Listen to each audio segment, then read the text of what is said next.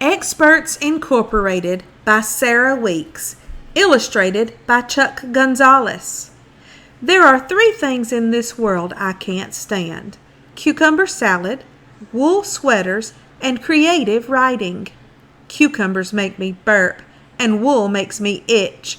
But if you gave me a choice, I would rather burp and itch at the same time than to have to write something creative. You finished your essay, right, Rotto? My friend Lucas asked me as we walked towards school together early one morning. I hesitated.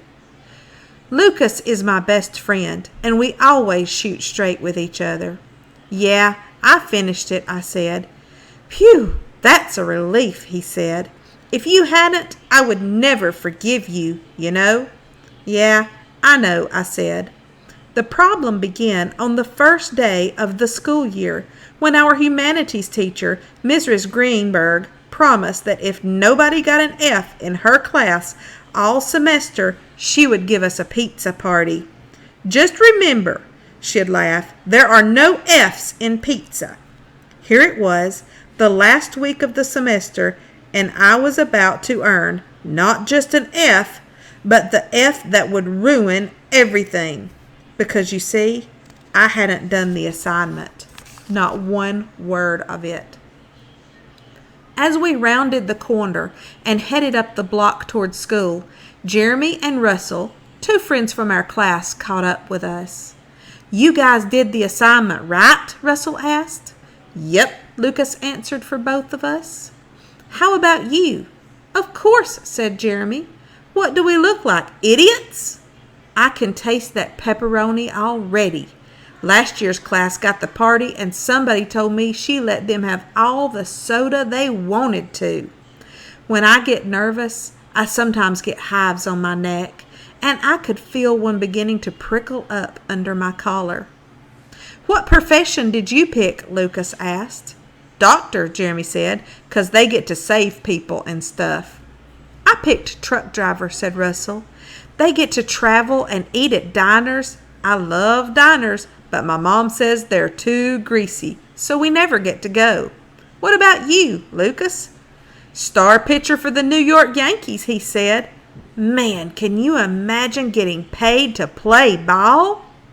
The assignment had been to write an essay about what you want to be when you grow up. Sounds easy enough, unless you're like me and have no idea what you want to be. And no matter how hard you try, you can't think of even one thing that feels the least bit right. I bet all the girls are going to say they want to be teachers 'cause they know Mrs. Greenberg will eat that up with a spoon, Russell said with disgust. Yeah, probably, Lucas agreed. So what did you pick, Rotto? He asked, turning to me. We were just starting up the steps of the school when a familiar cry went up from the playground. Hey, look, everybody! There goes Mucus! Hey, Mucus! Lucas blushed and hung his head as we walked up the steps and into the building. It happens to him all the time, poor guy. He has one of the worst names.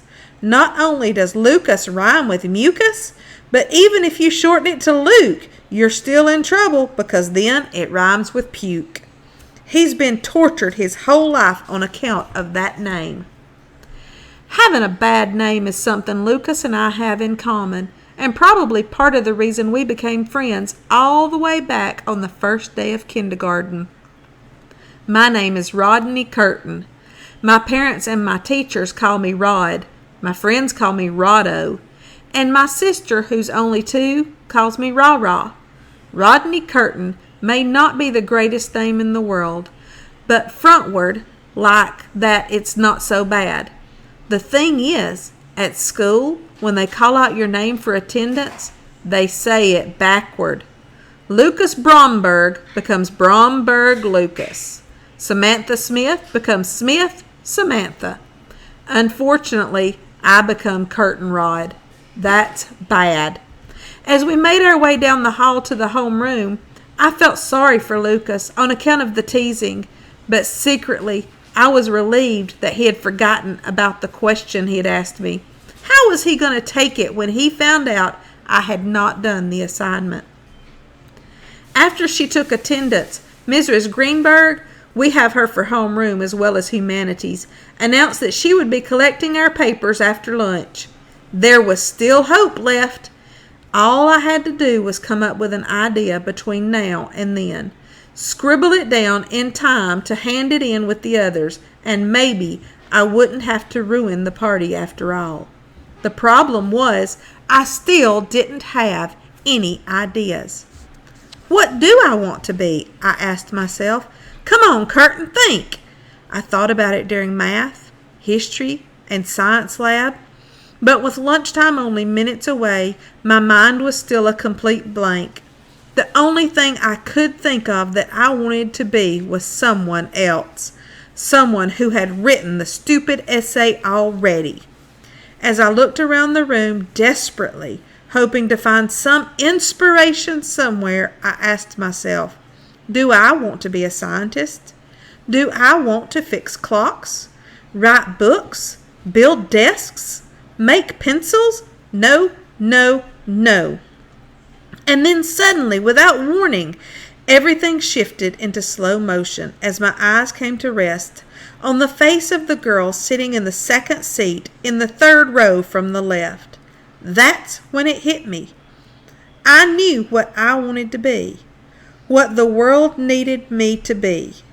When the bell for lunch rang, I didn't join the others in the cafeteria. Instead, I took out my notebook and began to write. When the 5th period bell rang, I was already in my seat in Mrs. Greenberg's room with a stack of 4 handwritten sheets of paper in front of me and a huge grin on my face. Why are you sitting there smiling like a dork? Lucas asked as he slid in the seat next to me.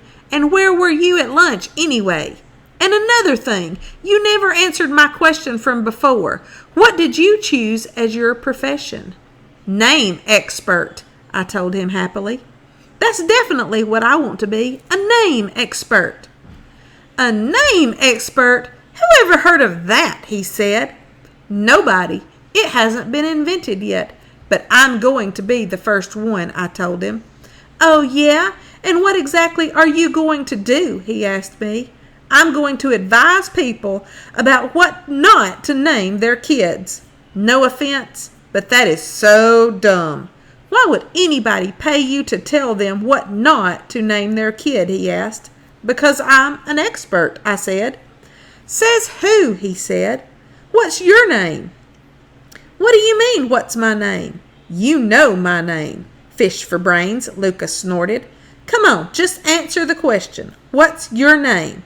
Lucas, he said. And what do the kids call you? He hesitated uncomfortably for a second before answering. Mucus, he said softly.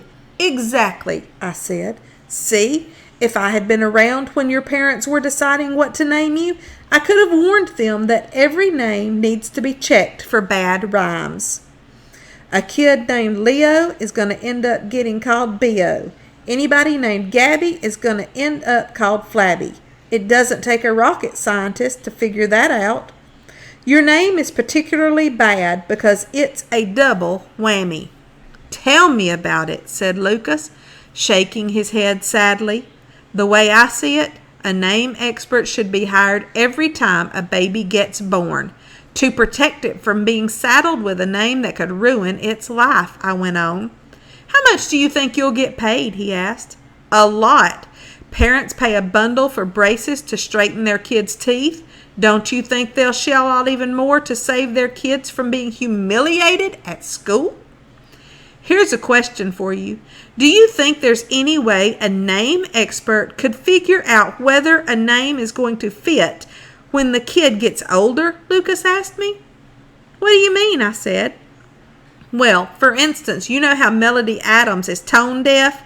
Yeah, she sings like a moose, I said. If her parents had known she was going to be unmusical, maybe they wouldn't have given her a musical name like Melody. Maybe they would have named her Moose, I said. We both laughed. I suppose a name expert could be trained to look carefully at the parents for signs of what's to come, I said. Like, for instance, if there's a history of baldness in the family, it's probably not a very good idea to use the name Harry. Yeah, or like if the parents have big noses, they shouldn't name their kid Honker, said Lucas. Who names their kid Honker? I said. That's not even a real name. Oh, and Curtain Rod is? I punched him in the arm, but not too hard because, like I said, we're best friends. Hyphenated names would have to be looked at very carefully too, don't you think? Lucas said. Like Jessica's, for instance. Exactly, I said. She's the one I was looking at in science lab when this whole idea came to me. Jessica's dad's name is Charlie Mintz, and her mom's name is Sylvia Pepper. How hard could it have been to name her Jessica Mintz Pepper instead of Jessica Peppermints? If they'd had a name expert around, trust me, it never would have happened. You know, I take back what I said about this idea being dumb, Lucas said. I think maybe you're on to something big here. Yeah? You think? I said. Yeah, and you know, once business takes off, you might even need a partner, Lucas said excitedly. We could call it Experts Incorporated. We? I laughed. I thought you were going to pitch for the Yankees. Lucas smiled and shrugged. I doubt I'll get picked up. I can't even throw a slider. But if you want a partner who really understands why the world needs name experts, I'm your man, Rado. Mrs. Greenberg came down the aisle collecting the papers. As I handed her mine, I heaved a huge sigh of relief. Not only had I avoided ruining the pizza party, I'd managed to plan my entire future too, and it was looking pretty bright, if I do say so myself.